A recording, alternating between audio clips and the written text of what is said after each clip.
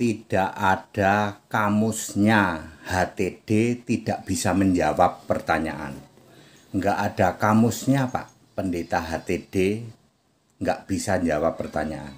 Saya pendeta Tan Hoi Nai, ya pendeta Henry Tandianta sama saja. Ya, ya. Kenapa saya belakangan memakai nama Tan Hoi Nai karena mama saya, ya, yang inilah ngingetin lah namamu tuh Tan Hoi Nai. Tidak ada kamusnya, HTD nggak bisa jawab pertanyaan Anda. Bahkan saya itu di dalam debat pun, debat resmi offline, ketemu langsung. Aku ini nggak punya kerpean, nggak bikin kerpean. Ya, aku cuman bawa satu HP. Bahkan saya tidak pernah lihat ayat. 3 jam, 2 jam tanpa ayat, tanpa melihat Alkitab, saya bisa menjawab semua pertanyaan. Dan semua pertanyaan dalam 1 menit. Tidak ada kamusnya, HTD tidak bisa jawab pertanyaan.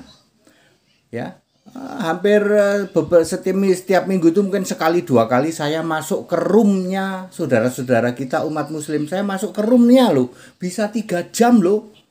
Bisa ada pertanyaan, hampir 100 pertanyaan loh, tanpa lihat Alkitab loh.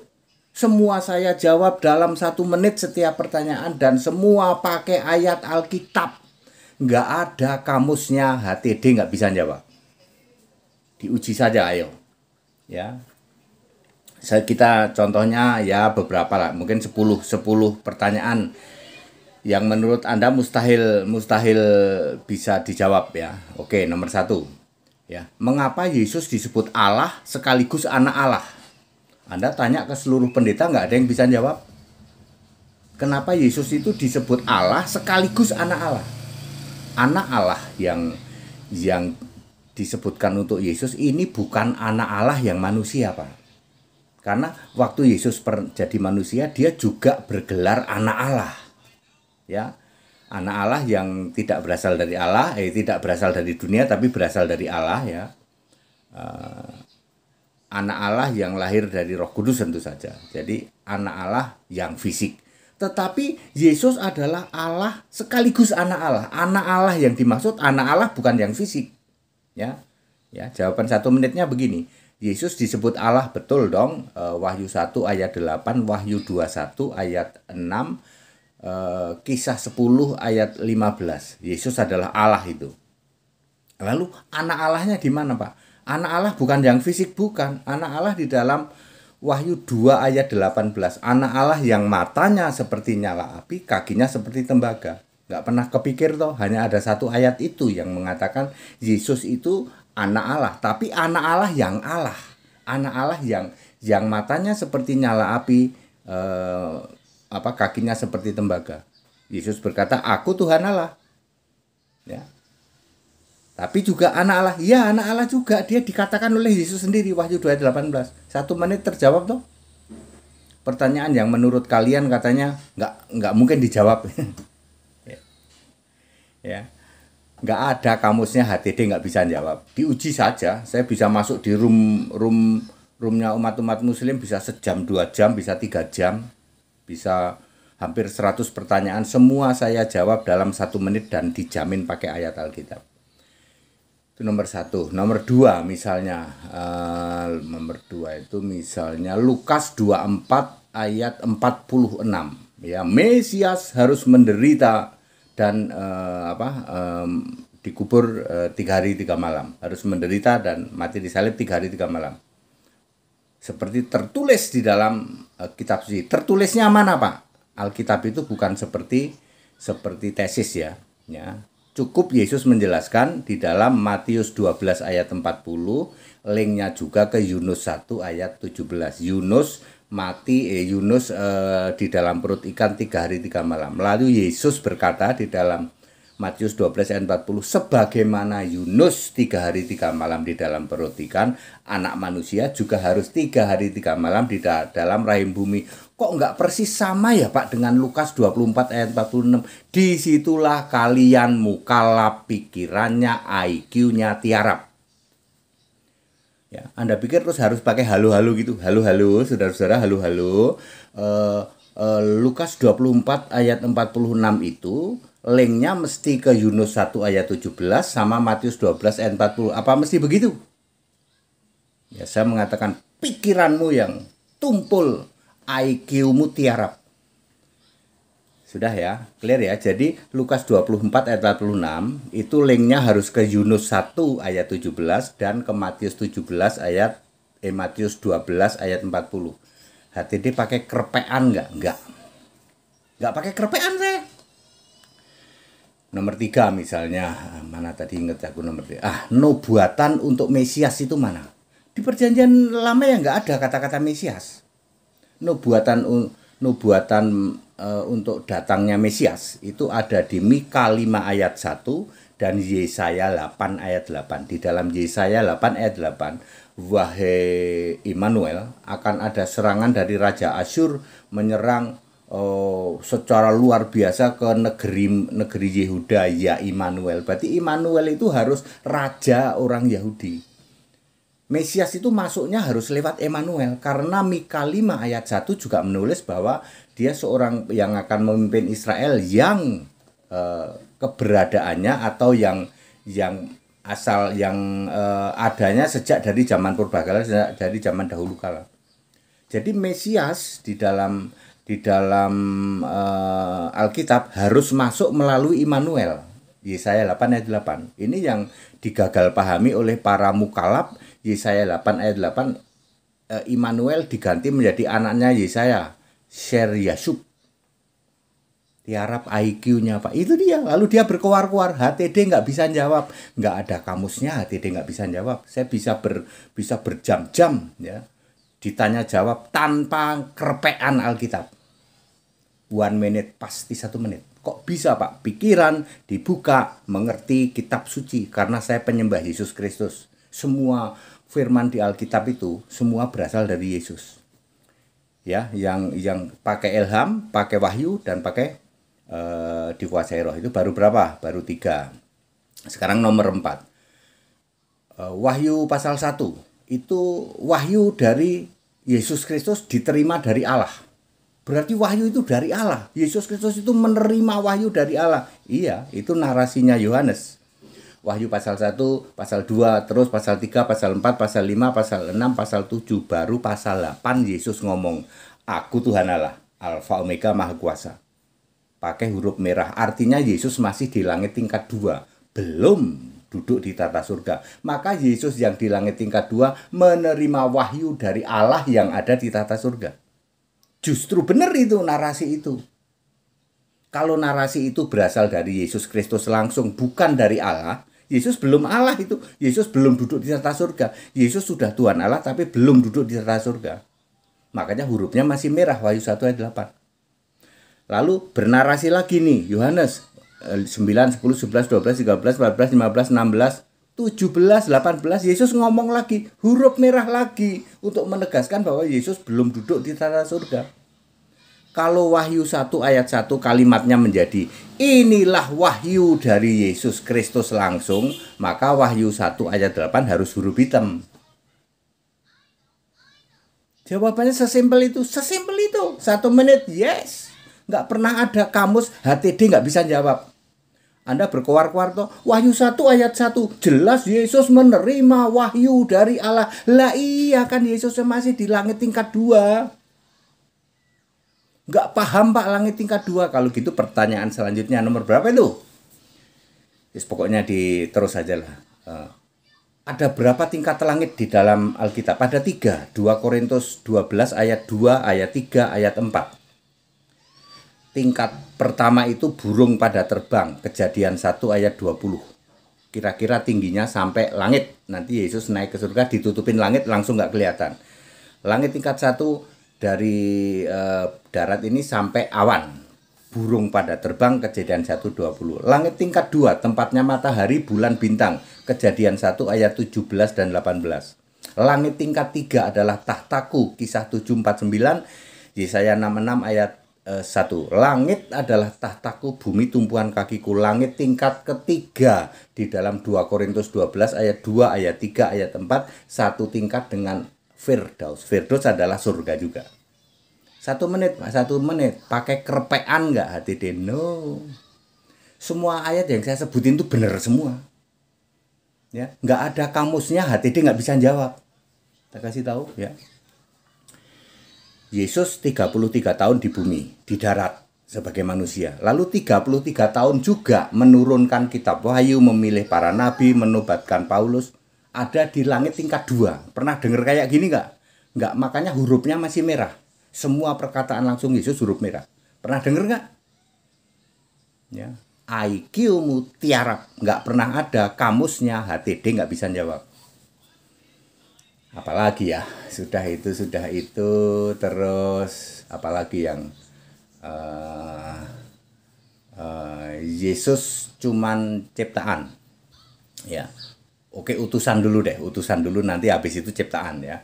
Yesus itu cuman utusan katanya. Yohanes 17 ayat 3. Inilah hidup yang kekal itu. Perhatikan kata-kata hidup yang kekal, yaitu mengenal engkau satu-satunya Allah yang benar. Jadi ada hidup yang kekal dan ada Allah yang benar. Perhatikan 2 rangkaian frase kata itu ya. Inilah hidup yang kekal, mengenal engkau satu-satunya Allah yang benar. Siapakah Allah yang benar? Yaitu engkau yang mengutus Yesus Kristus. Apakah Yesus Kristus utusan? No. Yesus Kristus memang diutus oleh Allah, dikonfirmasi lagi di dalam Yohanes 6 ayat 29. Yesus Kristus diutus oleh Allah boleh, Yesus Kristus diutus oleh Bapa juga boleh, karena Bapa ini sebutan untuk atau kiasan untuk Yesus Allah. Ya. Lalu utusan atau bukan? Bukan. Ayatnya di mana, Pak? Yesaya 16 ayat Yesaya 63 ayat 8 dan 9. Ya. Bukan duta, bukan utusan, tetapi ia sendiri yang datang menyelamatkan. Yang disebut utusan yang mana? Bukan duta, bukan utusan. Kok kamu ngotot Yesus itu utusan? 1 menit, pakai kerpean nggak HTD? Nggak pernah ada kamusnya pendeta HTD nggak bisa jawab. Kalian blunder muter-muter ya. Terus selanjutnya nggak tahu nomor berapa itu. Apakah Yesus itu ciptaan? Jelas tidak. Dagingnya tidak mengalami kebinasaan. Kisah 2 ayat 31. Yesus lahir dari Roh Kudus. Berapa ya? Matius 1 ayat 20 ya. Atau Lukas 1 ayat 35. Lahir dari Roh Kudus. Kalau manusia itu dari roh manusia ya. Roh Kudus otomatis tidak ada dosa waris, Roma 5 ayat 12-13. Otomatis juga tidak berbuat dosa, Ibrani 4 ayat 15. Tidak ada dosa waris, 1 Yohanes 3 ayat 5. Tidak ada perintah beranak cucu, Kejadian 1 ayat 28. Pasti Yesus tidak punya nafsu seks dan tidak menikah. Karena tidak punya kewajiban untuk beranak cucu.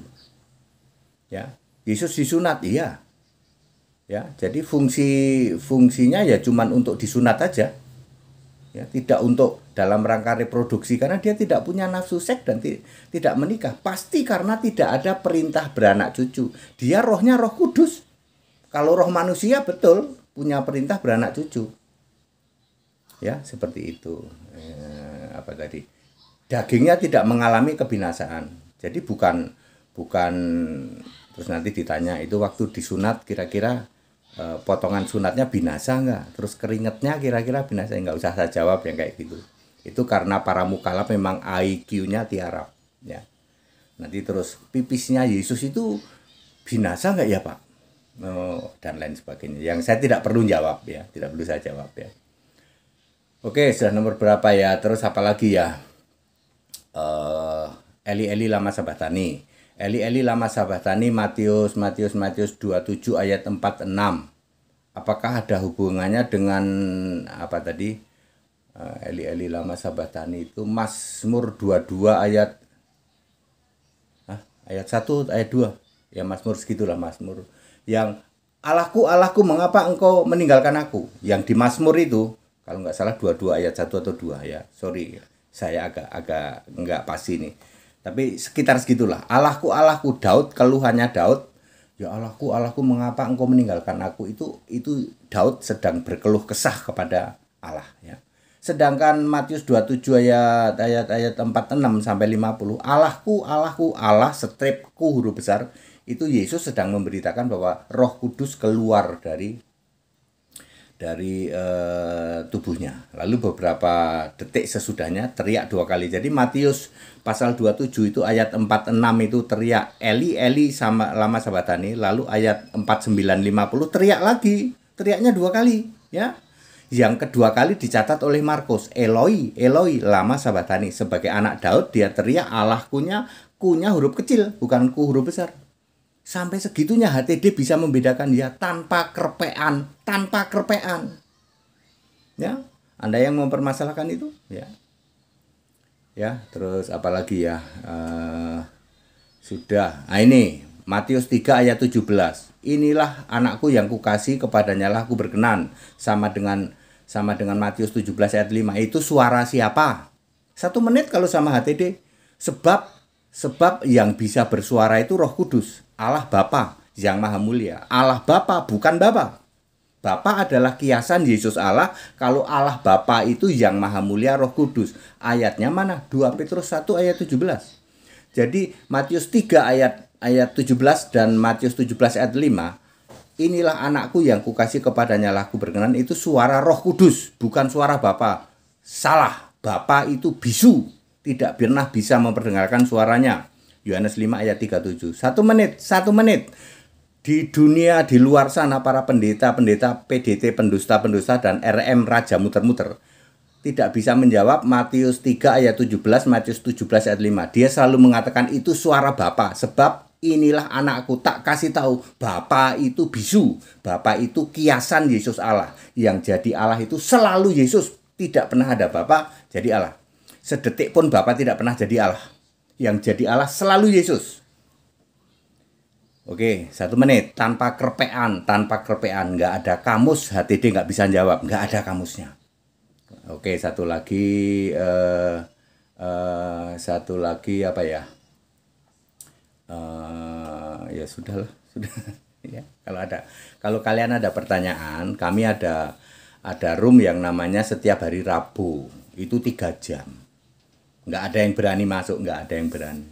Sebab apa yang dipertanyakan harus Alkitab. Anda nggak boleh tanya Tritunggal itu apa, Pak? Konsepnya nggak boleh. Anda sebutkan ayat saja, misalnya, Pak, 1 Yohanes 5 ayat 7, apakah itu Tritunggal? Nanti tak jawab 1 menit. Anda nggak bisa bantah. Anda nggak bisa, menurut kami nggak begitu, Pak. Itu namanya tafsir tidak berlaku. Tak tendang kamu, tak kick, tak keluarin. Kamu harus bisa membantah pakai ayat, dan itu tidak mungkin kamu bantah. Yohanes 1 ayat 1 misalnya, pada mulanya firman bersama-sama dengan Allah. Kalau sama HTD langsung dilingkan ke Wahyu 19 ayat 13. Firman itu punya nama. Namanya ialah firman Allah. Namanya ialah Tuhan Allah. Tuhan Allah itu namanya Yesus, Wahyu 1 ayat 8. 1 menit tanpa kerpean. Tanpa nyontek ayat. HTD itu bisa 3 jam tanya jawab di dalam room orang lain tanpa lihat ayat Alkitab, dan 90 sekian persen benar. Kadang-kadang meleset sedikit ayatnya. Ya, seperti itu. Nggak ada kamusnya, HTD nggak bisa jawab. Jadi kalau para mukalaf membuat tayangan, HTD nyerah nggak bisa jawab, itu diputer-puter, dipelintir oleh mukalaf itu. Ya, tidak ada kamusnya, HTD nggak bisa jawab. Kok bisa, Pak? Dibuka pikiran, mengerti kitab suci. Lukas 24 ayat 45. Segala penghalang selubung itu sudah dilepaskan dari pikiran. 2 Korintus 3 ayat 14. Sehingga pikiran ini celing, tidak tumpul. Bukan ngomong sombong. Di seluruh Indonesia ini tidak pernah ada seorang pendeta tanya jawab, debat 2 jam, 3 jam, nggak bawa apa-apa, cuman bawa HP tok, dan nggak pernah lihat-lihat ayat. Dan semua pertanyaan dijawab 1 menit. Dan nyaris ya, hampir nggak ada salahnya. Hampir nggak ada salah. Dan semua pakai ayat Alkitab. Bisa di cross check. Bahkan Anda yang meng-cross check ketinggalan dengan jawabannya HTD. Ya, dia sibuk cross check gitu. Sementara saya jawaban udah cas cicus gitu. Nggak ada kamusnya HTD nggak bisa jawab. Ya, ikut sekolah Alkitab biar Anda pinter. Ya, sembah Yesus biar selamat dan pikiran celing dibuka mengerti kitab suci. Oh ya, satu lagi Isa Al-Masih. Apakah Isa Al-Masih itu Yesus? Allah 1 menit. Isa Al-Masih yang ada di Alkitab 100% Yesus. Misalnya Alkitab apa? Alkitab LAI bahasa Melayu. Di situ ditulis Isa Al-Masih untuk orang-orang Melayu di Riau, Jambi, dan Sumatera Barat. Loh, ini LAI. Lembaga Alkitab Indonesia menulis Alkitab bahasa Melayu. Di situ Yesus Kristus Isa Al-Masih asal di Alkitab 100% Isa Al-Masih Yesus. 1 menit ada buktinya, ada. Alkitab Brunei, Alkitab Sarawak, di situ Isa Al-Masih. Tapi kalau di luar Alkitab, sorry, bukan Isa Al-Masih. Bukan Yesus Kristus itu. Anda punya Isa Al-Masih? Punya. Di luar Alkitab ya, sorry, bukan Yesus. Sebab ada Isa Al-Masih yang di dalam Alkitab. Nggak usah jauh-jauh ke Arab. Cukup Alkitab Melayu untuk Rio, terbitan LAI loh. Lembaga Alkitab Indonesia. 1 menit. Tanpa kerepean. Segala hormat kemuliaan untuk Yesus Kristus, satu-satunya Allah yang benar. Haleluya. Amin.